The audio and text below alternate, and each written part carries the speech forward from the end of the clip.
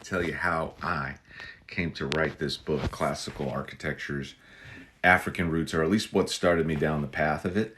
I was actually writing another book, had no intentions to write a book on this topic.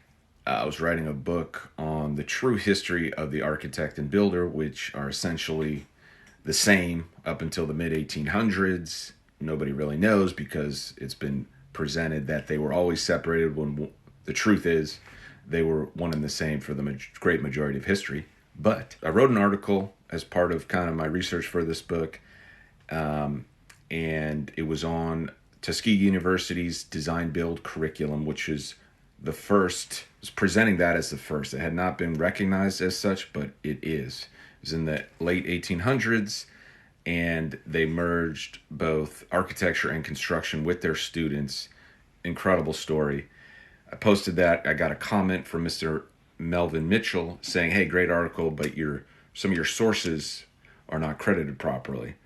And so I looked into that, and essentially some of the sources I credited got sources from the ones he mentioned. But anyway, I kind of found out about this fella, Mr. Melvin Mitchell. He's written several books. I purchased and read one of them called African American Architects. And in that book, he has a picture of Hatshepsut's temple, which is in ancient Egypt, Kemet, and it's incredible structure. It has multiple levels of colonnades. I had never seen this picture.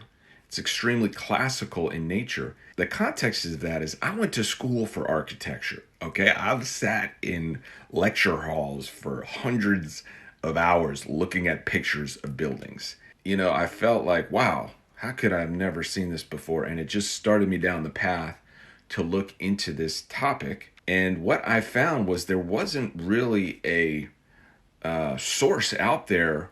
You can find it in historical and academic articles, like, hey, these aspects of classical architecture might come from these previous aspects in ancient Egypt, but there was not a coherent text that had pictures that actually folks could see for themselves. And so I just kept finding all these points, and I just kept going until I essentially ran out of points to find of the true source of classical architecture.